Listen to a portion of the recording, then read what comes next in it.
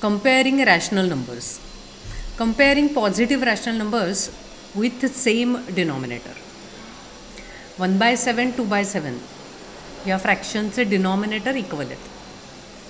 आता आपण हे पिक्टोरियल फॉर्ममध्ये कसं सॉल्व करायचं ते बघूया. 1/7 म्हणजे एखाद्या गोष्टीचे 7 इक्वल पार्ट करून त्यातला एक पार्ट. 2/7 म्हणजे त्या 7 इक्वल पार्ट्सपैकी 2 पार्ट. मग आता यातलं मोठं कुठलं आपल्यासाठी, तर 2/7 इज ग्रेटर दॅन 1/7. म्हणजे जर डिनॉमिनेटर इक्वल असतील तर न्यूमरेटर कंपेअर करायचे. जो न्यूमरेटर मोठा त्या फ्रॅक्शनची व्हॅल्यू मोठी किंवा तो रॅशनल नंबर मोठा.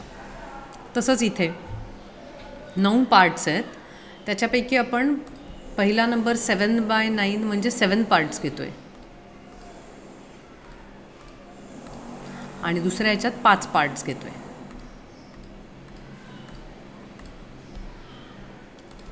तर हा जो आहे त्याच्यात आपण जास्त पार्ट घेतो आहे. So 7/9 is greater than 5/9. Same denominator equal आहेत. डिनॉमिनेटर इक्वल असताना न्यूमरेटर कंपेअर करायचे. 11 is greater than 3, therefore 11/5 is greater than 3/5. Denominator सारखे आहेत. न्यूमरेटर आहेत 13 आणि 4. 13 मोठा, therefore 13/8 is greater than 4/8. Comparing positive rational numbers with same numerator. Numerator सारखे आहेत, डिनॉमिनेटर वेगळे आहेत. 2/5 म्हणजे काय, एखाद्या गोष्टीचे 5 पार्ट्स केलेत आणि त्यातले 2 आपण कन्सिडर करतोय.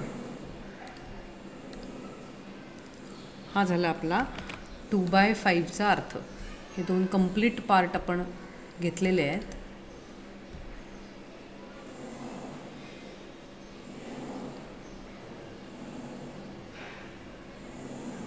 आणि एकूण 5 पार्ट होते. तसे इथे 3 भाग होते, त्याच्यापैकी आपण 2 घेतो आहे.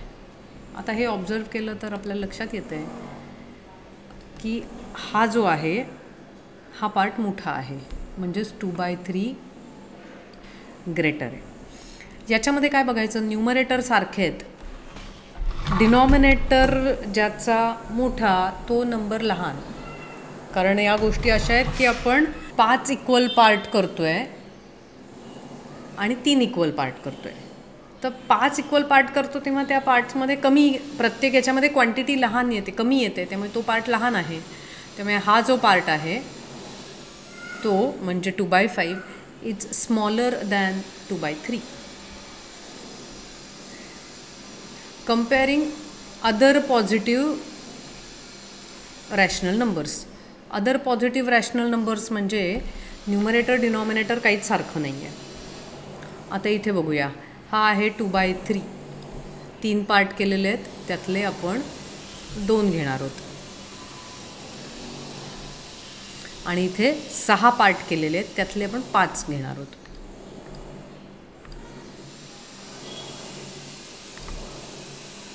आता याच्यात जे आपण नेहमी म्हणतो की डिनॉमिनेटर इक्वल नसतील तर ॲडिशन, सबट्रॅक्शन, कंपॅरिझन करताना ते इक्वल करावे लागतात. म्हणजे 3चा 6 हा मल्टिपल आहे, तर याचे 6 पार्ट्स करायचे. आता याचे आपण 6 पार्ट्स करूया.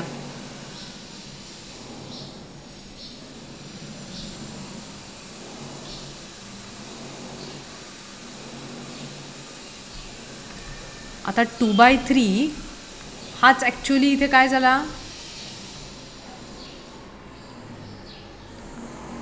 4/6 झाला. क्वांटिटी तेवढीच राहिली, फक्त आपण काय केलं, डिनॉमिनेटर इक्वल करण्यासाठी न्यूमरेटर डिनॉमिनेटरला पहिल्या फ्रॅक्शनच्या 2 ने मल्टिप्लाय केलं, तो 4/6 झाला. आता डिनॉमिनेटर्स इक्वल झाले. So comparison of these 2 rational number is the comparison between their numerators. मग कुठला मोठा आहे आपल्याकडे, 5 हा न्यूमरेटर मोठा आहे, त्यामुळे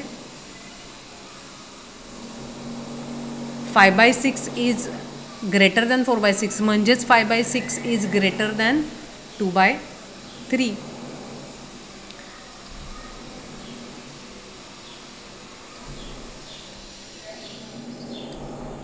comparing positive rational number with negative rational number.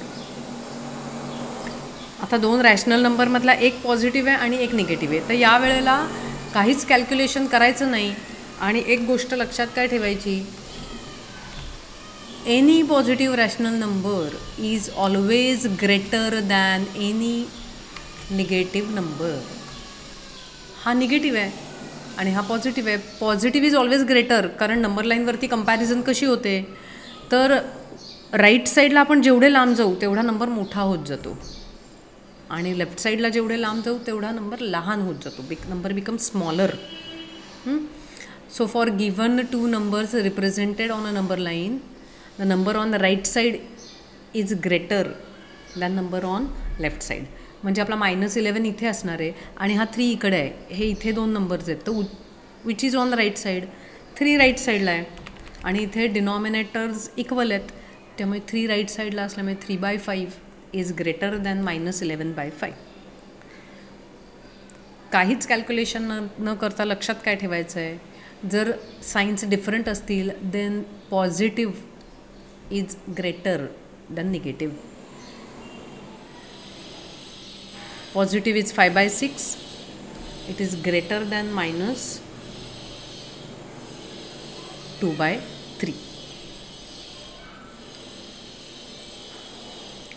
Comparing negative rational numbers, -1/7 आणि -2/7 आहेत. तर डिनॉमिनेटर्स इक्वल आहेत. हा इथे -1, हा इथे -2. राईट साईडला कोण आहे या दोघांमध्ये, -1. So this number is greater.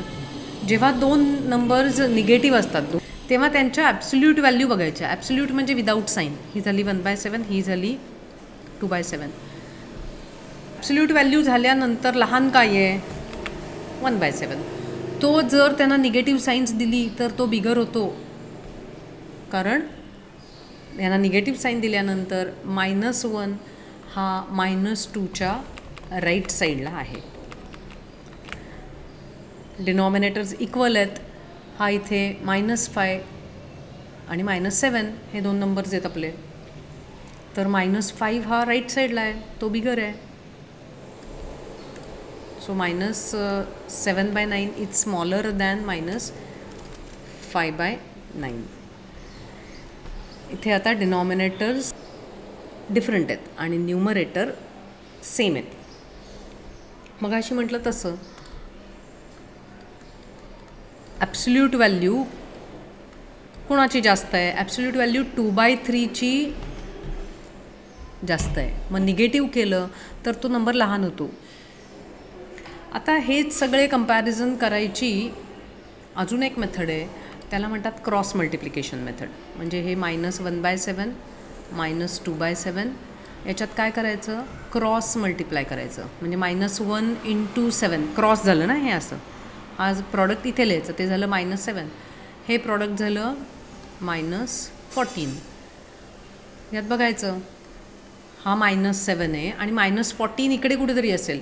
Right साईडला कुठला आहे, -7 is on the right side, त्याच्यामुळे दिस नंबर इज बिगर. म्हणून -1/7 इज ग्रेटर दॅन -2/7 जे आपण इथे लिहिलं आहे. ही काय झाली, नंबर लाईन नसेल, पिक्टोरियल फॉर्ममध्ये नसेल तरी आपल्याकडे एक ट्रिक पाहिजे. दरवेळेला काही नंबर लाईन काढणं किंवा ते पिक्चर ड्रॉ करून ते इक्वली डिवाईड करणं हे दरवेळेला शक्य नसतं. मग त्यावेळेला क्रॉस मल्टिप्लिकेशन मेथड आपल्याला बघितली पाहिजे. हा -7/9, हा -5/9 क्रॉस मल्टिप्लिकेशन करूया. हे -63 आणि हा -45.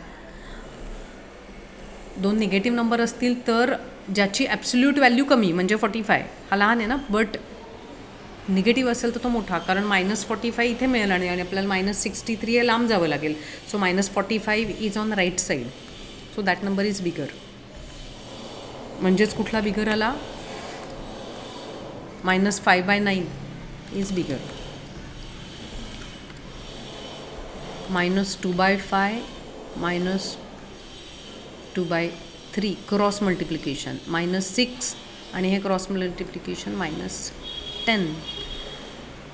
-6 इज ग्रेटर दॅन -10 म्हणून -2/5 इज ग्रेटर दॅन -2/3. हेच आपण वरच्या सगळ्या नंबर्ससाठी सुद्धा ॲप्लाय करू शकतो. आणि नेहमी प्रॉब्लेम सॉल्व करताना क्रॉस मल्टिप्लिकेशननी करणंच जास्त सोपं असतं. 2/3 5/6 क्रॉस मल्टिप्लिकेशन 12 15.